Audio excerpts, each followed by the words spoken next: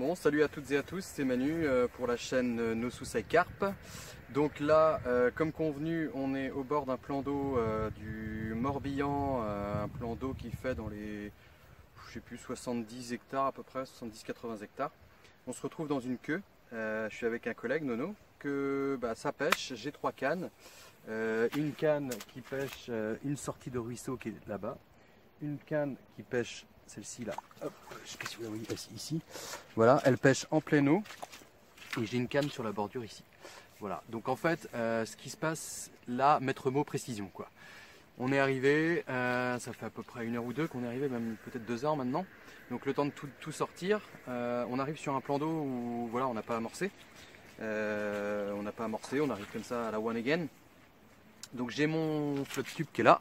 Hop, je vous montre ici. Voilà. Et donc je l'utilise pour... là j'ai des piges, je vais vous montrer les piges.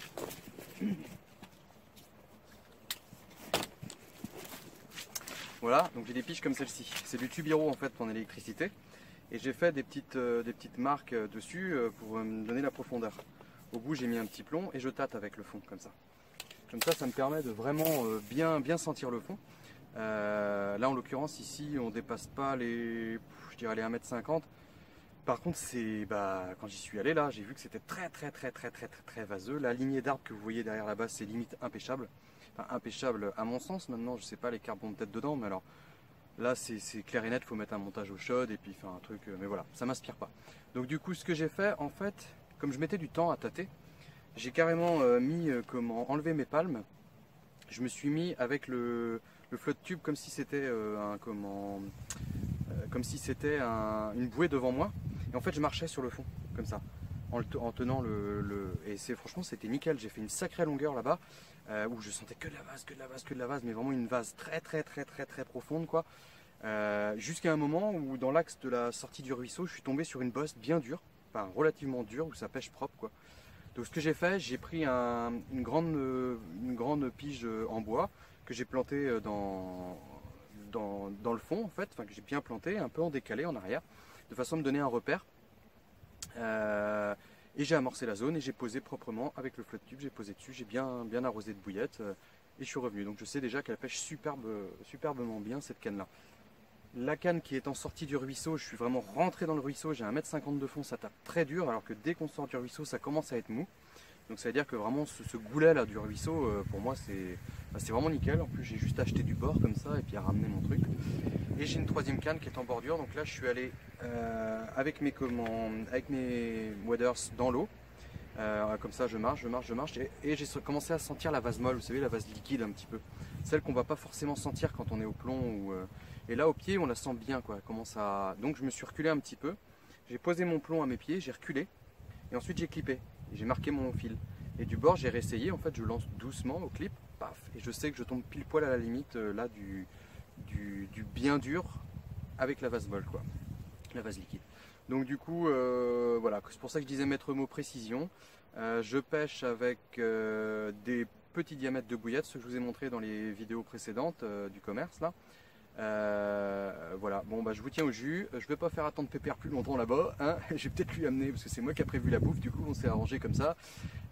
Donc je vais peut-être aller donner à manger à Pépère, parce que sinon, je sais pas, il a de la réserve, mais quand même. Hein. Allez, bisous. Bon on est au matin, la nuit a été complètement stérile. Voilà, bon, je vous fais une petite vue du plan d'eau. Vraiment magnifique ce plan d'eau. Donc dommage par contre, voilà, il peut être parfois difficile, parfois généreux. J'y ai fait de belles pêches et j'y ai pris aussi des capots, comme partout. Donc là, ce qui se passe, c'est qu'il nous reste du temps de pêche. Avec Nono, on s'est dit, allez hop, on plie. Et il y a une petite rivière pas loin qui est assez généreuse. Donc ce qu'on va faire, c'est qu'on va aller tenter notre chance là-bas. Et voilà, des fois il faut savoir bouger et puis se faire plaisir. Donc j'espère que ça va le faire. À tout à l'heure. Bon, eh bien, c'est le problème quoi, c'est que quand t'as tout bien fait, enfin que t'as l'impression d'avoir tout bien fait, j'avais refait mes montages, tous les 3 montages proprement. J'avais bien sondé quand même, j'avais vraiment été, comme je vous explique dans la vidéo, j'avais vraiment été sondé dans le détail. Le maître mot était vraiment précision. avec des montages vraiment piquants, propres, tout neufs, des petits appâts qui me plaisent bien, enfin, dans lesquels j'ai confiance. Dans ces cas-là, ouais, c'est dur. C'est dur parce que on se dit, on a fait les choses quand même vraiment de son mieux, quoi, en négligeant aucun détail. Et voilà, le résultat, il est pas au bout, mais bon, c'est aussi ça, hein, la pêche de la carpe. Moi, j'ai 37 ans bientôt. J'ai démarré la carpe, j'avais peut-être 16-17 ans, donc 20 ans de pêche à la carpe, c'est aussi une grosse tripotée de capot. Donc on s'y fait, mais bon, ça reste toujours un peu vexant, quoi. Voilà. Donc pour le coup, c'est pas perdu, car j'ai enregistré la zone, et pour ça, j'ai bonne mémoire. Donc quand j'y retournerai, je saurai où poser. C'est du temps de gagner. Bon, bah voilà, après quelques péripéties, je vous mettrai une petite photo, vous verrez.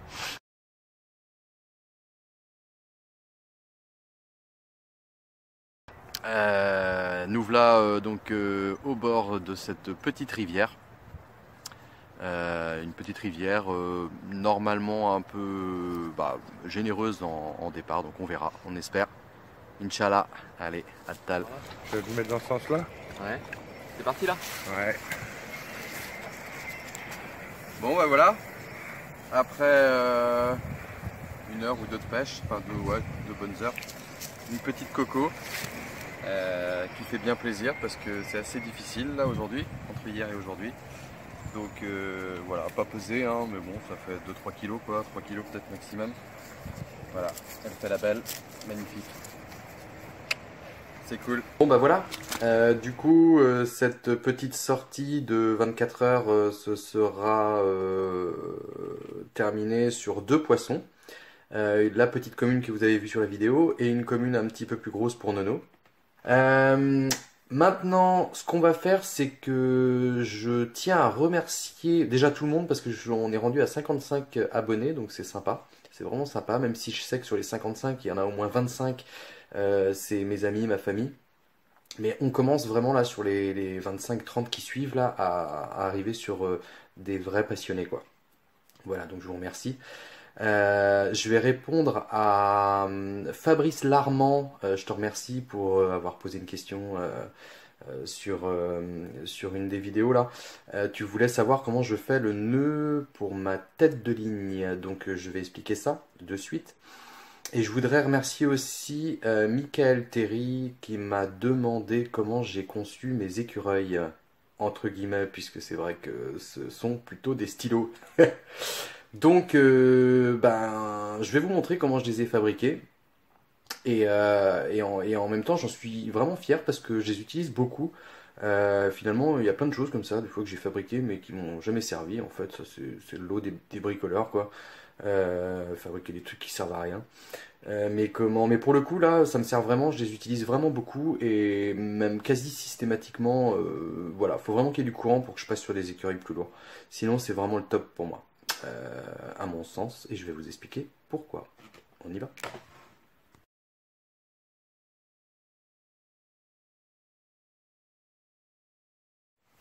Bon, nous voilà samedi, je suis au bord d'un petit plan d'eau, sauvage de, je sais pas, de 2 hectares, 2-3 hectares. Donc là j'ai juste, il est 14 h à peu près, 14 h 10. Je vais pêcher jusqu'à 4 h 15, donc juste 2 heures de pêche. C'est un plan d'eau qui peut être généreux, enfin, comme partout quoi. En fait, des fois ça marche, des fois ça marche pas quoi. Bon bref, on a que 2 heures pour pêcher.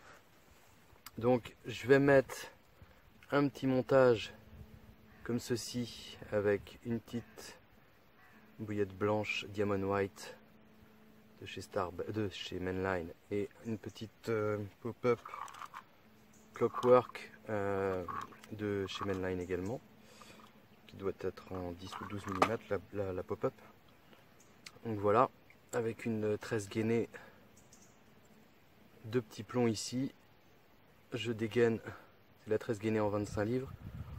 Ici je dégaine, tac, voilà. Et là j'ai mis volontairement un long line aligneur en gaine thermo. Je teste en fait pour voir si grâce à la longueur, en fait, il y a une meilleure anti-éjection dans la bouche du poisson. Voilà, bon, c'est comme ça que j'ai fait le petit poisson qu'on voit dans la vidéo juste avant. C'est à tester. Comment fais-tu ton nœud d'arraché avec ta tresse? Donc moi, vous allez le comprendre avec le temps, je suis partisan de la simplicité. Voilà, souvent on entend parler du nœud Albright, du nœud Palomar, du nœud un tel. Bon, c'est sûr, hein, ils sont tous solides, mais de toute façon, une fois que vous avez un nœud qui est solide, pourquoi en faire d'autres, quoi? Enfin, voilà, enfin, à mon sens. Hein. Donc moi, je me complique pas la vie. Entre mon nylon là, qui est un nylon classique, hein, vraiment un nylon basique de 40 ou 45 centièmes, et ma tresse, je fais 2 nœuds sans nœud en fait. Donc,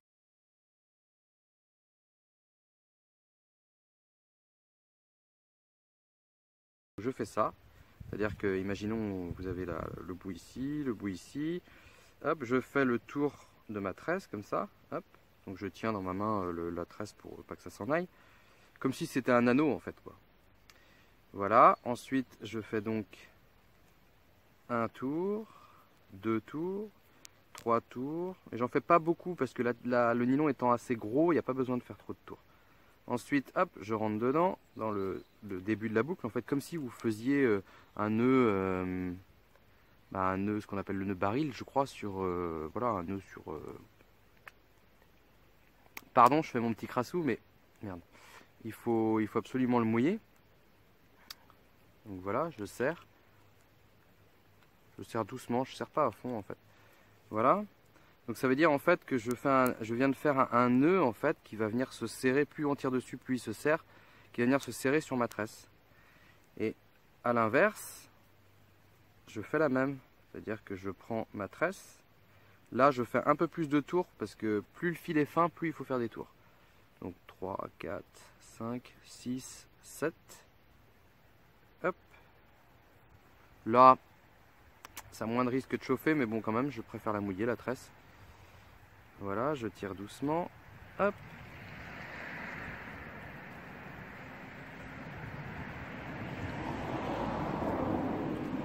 Voilà, on serre bien.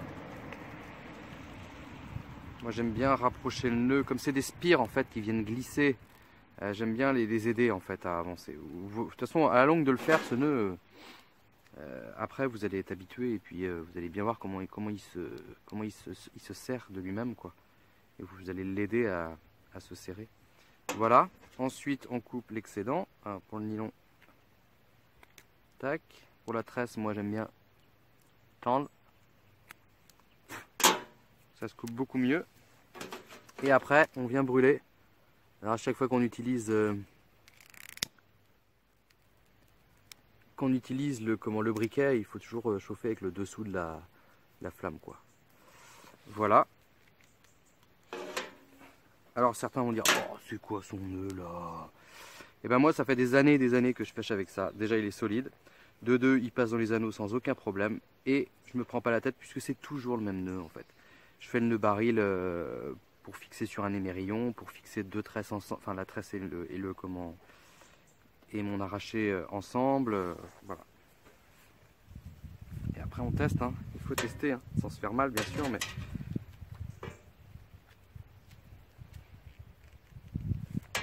De toute façon, quand il est mal fait, clac, il casse direct. Donc n'hésitez pas à tirer, voilà, ça sert à rien de faire l'abruti non plus, mais voilà, si ça tient là, c'est sûr ça va tenir. J'ai jamais eu de souci avec ce point là, quoi. Voilà, et ensuite, donc je vais ramener ça. Hop, j'ai un petit méli-mélo là. Tac. Hop. Je vais vous montrer au niveau de mon lit de corps. Alors je ne mets pas systématiquement en lit de corps, hein. J'ai même tendance là à ne plus en racheter en fait. Et à pêcher en direct avec mon arraché. Parce que finalement le nylon ça coule. Voilà, donc bon, lit de corps en plan d'eau éventuellement, en rivière moins. Voilà, c'est chacun, ça regarde chacun en fait. Est-ce que vous avez envie de mettre un lit de corps ou pas? Voilà, ça regarde chacun. Moi en l'occurrence là j'en ai un. Sur une autre canne j'en ai un aussi, sur l'autre j'en ai pas. Je suis doucement en train de tout doucement en train de réduire les frais qui servent à rien en fait au niveau de la pêche quoi. Et le lit de corps, je pense qu'il peut en faire partie. Après, si vous pêchez beaucoup les étangs, c'est bien, ça plaque bien au fond, tout ça. Ensuite, normalement, avec l'arraché comme là, en nylon, ça coule. Donc, si vous détendez votre fil, ça va se plaquer au fond et normalement, il n'y a pas de souci, quoi. Voilà. Et donc, au niveau, clac, je vais couper.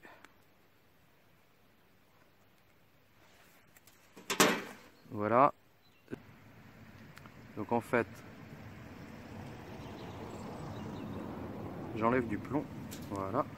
Clac, clac. Ensuite, voilà comment je procède entre maintenant mon lit de corps. Donc soit vous faites une épissure, vous savez faire l'épissure en fait avec l'aiguille à chat, vous passez dedans, tout ça. Alors c'est très joli, machin, mais bon, après, moi je vous le montre comme je le fais en classique, c'est-à-dire que je prends. J'enlève le plomb à l'intérieur sur une partie en fait sur quelques centimètres. Ensuite là je fais juste 2 tours. Donc on est toujours dans le même nœud que tout à l'heure hein, que je faisais pour le. Je fais juste 2 tours. Je serre un peu. Mouille un peu. Voilà. Ensuite je prends mon nylon. Je fais un. Je fais 1, 2, 3, 4 tours. Je passe dedans, je mouille, je tends, je regarde comment il se rapproche, je l'aide un peu. Voilà.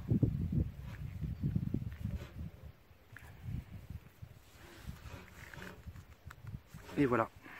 Ensuite, je coupe l'excédent. Tac. Je prends mon briquet.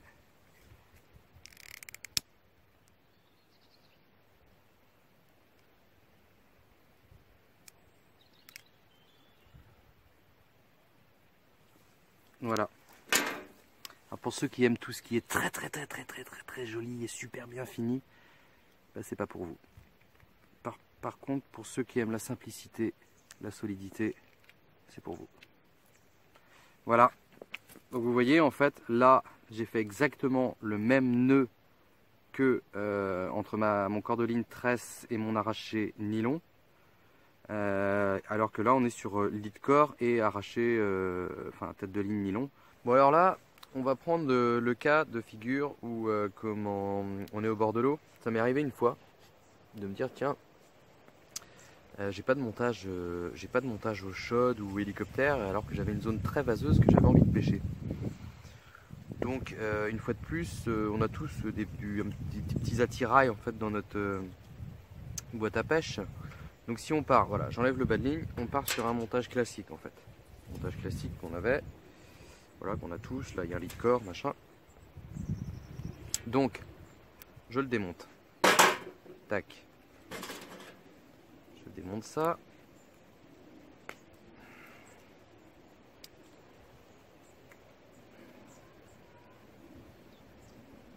Je démonte tout, je casse. C'est ouf. Donc j'enlève ça, j'enlève la tétine, voilà. Partant de là, on se dit, tiens, qu'est-ce qu'il me faut?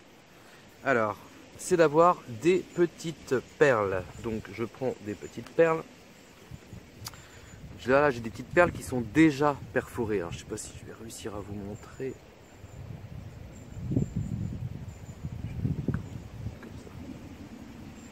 Là j'ai une perle qui est déjà perforée en fait. Donc sur le shod, il ne faut pas qu'elle glisse. Alors ce qui va se passer, c'est qu'avec l'aiguille, on va la piquer en travers. Pas là où elle est déjà percée, carrément en travers. Paf. Ensuite, on vient piquer dans le lit de corps et la forcer à aller dessus. Voilà. En voilà une de mise. Donc là, on a une première perle qui est bien ferme sur le lit de corps. Voilà. Alors comme on sait que quand on va lancer, la pression va se faire en fait par l'inertie, va se faire en direction du plomb. Donc ça veut dire que là, c'est comme ça qu'il faut réfléchir pour savoir où mettre deux perles. Donc là du coup j'ai mis une perle. Ensuite je passe mon petit émerillon. Donc sachant qu'en l'occurrence ici, bon, si vous avez que ça, vous mettez que ça, mais sinon en l'occurrence l'idéal c'est d'avoir ce style donc de d'agrafe, mais avec un anneau plus gros ici, et éventuellement des perles plus grosses, hein, parce que pour que ça coulisse encore mieux quoi. Mais bon, ça marche comme ça quand même, hein, parce que en général ça coulisse en l'air, dans l'air, donc ça arrive à le faire quoi. Voilà, mais idéalement c'est d'avoir ouais, plus ça coulisse, mieux c'est quoi. Voilà, donc ensuite je reprends une perle que je repique en côté. Paf.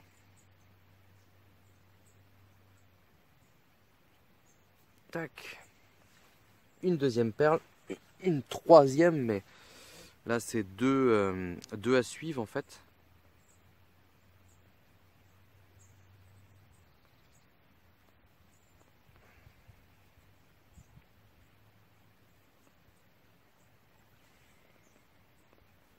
Voilà.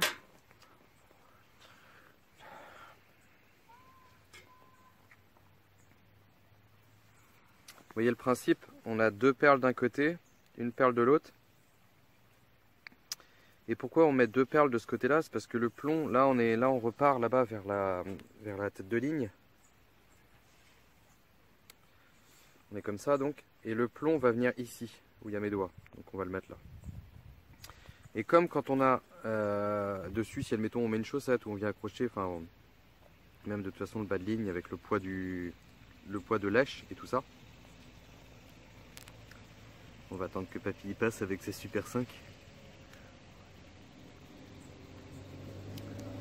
Silencieuse, c'est naissance ça. Et donc on met deux perles ici parce que quand on va lancer comme ça là, ça va forcer vraiment sur les deux perles, et donc il faut deux perles pour bien le maintenir, pour éviter que justement tout glisse vers le plomb quoi. Donc voilà, après de ce côté là on enlève un petit peu de plomb dans le lit de corps. Bon, moi je suis toujours sur mon vieux lit de corps là que j'ai dû trouver, c'est un truc que j'ai dû trouver, enfin, je sais même pas comment il a fait. Il faut que j'en coupe pas mal avant de réussir à avoir le plomb. Voilà. Ça m'arrive comme ça de trouver des trucs au bord de l'eau. Je ramasse moi. Tout le monde en même temps je pense. Voilà, j'enlève ça, hop hop hop hop, tac.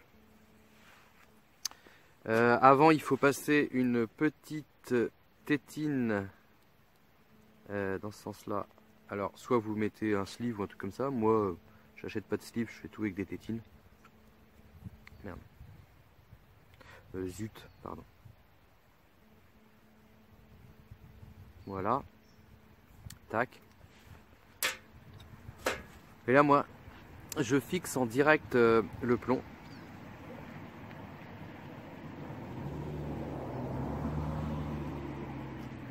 Voilà, 2 tours.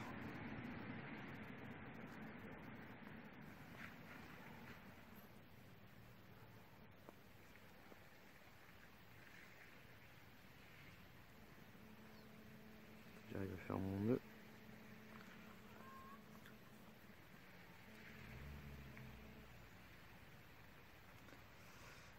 Un, deux, je passe.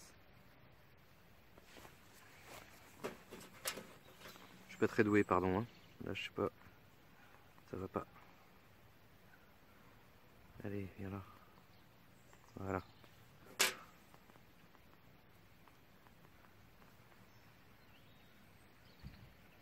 C'est le stress parce que vous me regardez.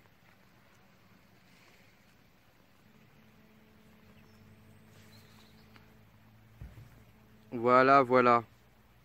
Après, si on veut pas que ça glisse, de toute façon, toujours pareil. Hein. Un petit coup de briquet, ça fait pas de mal. Ça fait un petit arrêtoir. Voilà. Ensuite, hop, on vient mettre la tétine dessus. Voilà. Et donc ici, nous avons un montage hélicoptère ou chaude. Donc lorsqu'il va être propulsé Donc là en l'occurrence la perle du haut, il faut essayer de la mettre en fonction que si par exemple on réutilise un bas de ligne comme ça. Donc là on n'est pas en chaude, on est en hélicoptère. Donc je passe, voilà, et ensuite je mets ma petite tétine, voilà.